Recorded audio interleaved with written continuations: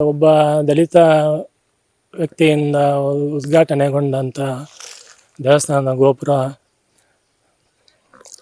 ಅಶುದ್ಧವಾಗಿರಬೇಕು ಅನ್ನೋ ಭಾವನೆ ನಮಗೆ ಮೂಡ್ತಾ ಇದೆ. ಇದಕ್ಕೆ ಒಂದು ಶುದ್ಧೀಕರಣ ನೆಪದಲ್ಲಿ ಮರು ಉದ್ಘಾಟನೆ ಕಾರ್ಯಕ್ರಮವನ್ನು ಮಾಡಿರ್ತಾರೆ. ಅವರ ಒಂದು ಮಾನಸಿಕ ಸ್ಥಿತಿ ಏನು ಅಂತ ನನಗೆ ಗೊತ್ತಿಲ್ಲ. ಯಾಕೆ ಈ ಥರ ಪ್ರತಿ ಹಂತದಲ್ಲೂ ಕೂಡ ಈ ಥರ ಮಾತುಗಳು ಆಡ್ತಾರೆ ನನಗೆ ಗೊತ್ತಿಲ್ಲ. ನಮ್ಗೆ ಆ ಉದ್ದೇಶಗಳು ಏನೂ ಇಲ್ಲ. ನಮಗೆ ಎಲ್ಲರೂ ಕೂಡ ಬೇಕು, ಎಲ್ಲರೂ ಸಮಾನವಾಗಿರಬೇಕು, ಎಲ್ರಿಗೂ ಸಮಾನ ಹಕ್ಕುಗಳು ಸಿಗಬೇಕು ಅಂತ. ಯಾರು ಮೇಲು ಕೀಳು ಅದೆಲ್ಲ ಏನು ನಮ್ಮಲ್ಲಿಲ್ಲ. ಇದರಿಂದ ನನಗೂ ಹಾಗೂ ನಮ್ಮ ಸಮುದಾಯಕ್ಕೆ ಅವಮಾನ ಮಾಡಿದಂತಾಗಿದೆ. ಇದು ಘೋರ ಅವಮಾನ ಹಾಗೂ ಅಸ್ಪೃಶ್ಯತೆಯನ್ನು ಸಮಾಜದಲ್ಲಿ ಎತ್ತಿ ತೋರಿಸಿದ ಹಾಗೆ ಆಗಿದೆ. ಈ ಒಂದು ಮರು ಉದ್ಘಾಟನೆಯಿಂದ ನನಗೂ ತುಂಬ ಬೇಸರ ಆಗಿದೆ ಹಾಗೂ ನಮ್ಮ ಸಮುದಾಯಕ್ಕೆ ಅವಮಾನವಾಗಿದೆ. ವಿಷಯ ಏನಂದರೆ, ಮೊನ್ನೆ ಜನವರಿ 17ರಂದು ನಮ್ಮ ಕಾಶಿಪಟ್ಟಣ ಕೇಲ ಪಂಚಲಿಂಗೇಶ್ವರ ದೇವಸ್ಥಾನದ ರಾಜಗೋಪುರ ಉದ್ಘಾಟನೆ ಕಾರ್ಯಕ್ರಮವನ್ನು ಊರವರೆಲ್ಲ ಸೇರಿ ಹಮ್ಮಿಕೊಂಡಿದ್ದರು.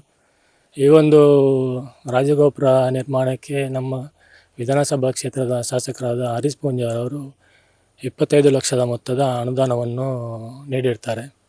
ಹಾಗೂ ಈ ಒಂದು ಕಾರ್ಯಕ್ರಮದಲ್ಲಿ ಭಾಗಿಯಾಗಿದ್ದರು. ಸಮಾಜದಲ್ಲಿ ಇರತಕ್ಕಂಥ ಮೇಲು ಕೀಳು, ಜಾತಿ ಭೇದ, ಅಸ್ಪೃಶ್ಯತೆ ಇವೆಲ್ಲವನ್ನು ಹೋಗಲಾಡಿಸುವ ಉದ್ದೇಶದಿಂದ ಶಾಸಕರು ಆ ಉದ್ಘಾಟನೆಯನ್ನು ಒಂದು ದಲಿತ ವ್ಯಕ್ತಿಯಾದ SC ಸಮುದಾಯಕ್ಕೆ ಸೇರಿದವ ನನಗೆ ಆ ಒಂದು ಉದ್ಘಾಟನೆಯನ್ನು ಮಾಡಲಿಕ್ಕೆ ಅವಕಾಶವನ್ನು ಕಲ್ಪಿಸಿಕೊಟ್ಟರು ಶಾಸಕರು ಹಾಗೂ ಊರವರು. ಇದರಿಂದ ಒಂದು ಸಮಾಜಕ್ಕೆ ಒಂದು ಅಸ್ಪೃಶ್ಯತೆ ವಿರುದ್ಧ ಒಂದು ಒಳ್ಳೆಯ ಸಂದೇಶವನ್ನು ಕೊಟ್ಟಂತಾಗಿದೆ. ಆದರೆ ತದನಂತರ ತಾರೀಕು 25ರಂದು ಬೆಳ್ತಂಗಡಿ ಕಾಂಗ್ರೆಸ್ ಅಭ್ಯರ್ಥಿಗಳು ಹಾಗೂ ಸಚಿವರಾದ ಗುಂಡ್ರಾವರವರ ಉಪಸ್ಥಿತಿಯಲ್ಲಿ ಹಾಗೂ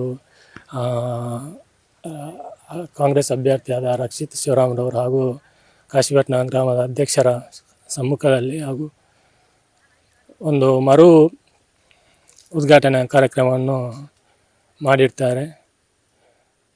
ಅಂದರೆ ಒಬ್ಬ ದಲಿತ ವ್ಯಕ್ತಿಯಿಂದ ಉದ್ಘಾಟನೆಗೊಂಡಂಥ ದೇವಸ್ಥಾನದ ಗೋಪುರ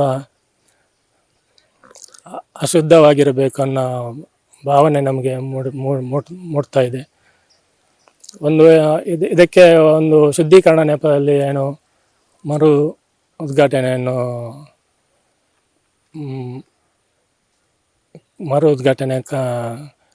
ಕಾರ್ಯಕ್ರಮವನ್ನು ಮಾಡಿರ್ತಾರೆ. ಇದರಿಂದ ನನಗೂ ಹಾಗೂ ನಮ್ಮ ಸಮುದಾಯಕ್ಕೆ ಅವಮಾನ ಮಾಡಿದಂತಾಗಿದೆ. ಇದು ಘೋರ ಅವಮಾನ ಹಾಗೂ ಅಸ್ಪೃಶ್ಯತೆಯನ್ನು ಸಮಾಜದಲ್ಲಿ ಎತ್ತಿ ತೋರಿಸಿದ ಹಾಗೆ ಆಗಿದೆ. ಒಂದು ವೇಳೆ ಇವರಿಗೆ ಸಂವಿಧಾನದ ಬಗ್ಗೆ ಸಂವಿಧಾನಕ್ಕೆ ಗೌರವ ಸೂಚಿಸುವುದಾದರೆ, ಇವರ ಹತ್ರ ಹಲವು ವರ್ಷದಿಂದ ಕೆಲಸ ಮಾಡುತ್ತಿರುವ SC ಸಮುದಾಯದ ಕಾರ್ಯಕರ್ತರು ಇದ್ದರು. ಅವರ ಹತ್ರ ಅಲ್ಲಿ ಇರತಕ್ಕಂತಹ ಗಣ್ಯರ ಮುಂದೆ ಅವರ ಹತ್ರ ಉದ್ಘಾಟನೆ ಮಾಡಿಸಿ ಸಮಾಜಕ್ಕೆ ಈ ಸಮಾಜದಲ್ಲಿರುವಂಥ ಈ ಜಾತಿ ಭೇದ, ಮೇಲು ಕೀಳು ಎನ್ನುವ ಅಸ್ಪೃಶ್ಯತೆ ವಿರುದ್ಧ ಸಮಾಜಕ್ಕೆ ಒಂದು ಒಳ್ಳೆಯ ಸಂದೇಶವನ್ನು ಇವರಿಗೂ ಕೂಡ ಕೊಡಬಹುದಿತ್ತು. ಇದರಿಂದ ಈ ಒಂದು ಮರು ಉದ್ಘಾಟನೆಯಿಂದ ನನಗೂ ತುಂಬ ಬೇಸರ ಆಗಿದೆ ಹಾಗೂ ನಮ್ಮ ಸಮುದಾಯಕ್ಕೆ ಅವಮಾನವಾಗಿದೆ.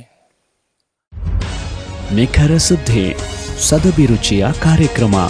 ನೀವು ನೋಡ್ತಾ ಇದ್ದೀರಾ ಕಹಳೆ ನ್ಯೂಸ್, ಸಮಾಜದ ಜಾಗೃತಿಗಾಗಿ ವಸ್ತುನಿಷ್ಠ ವರದಿ.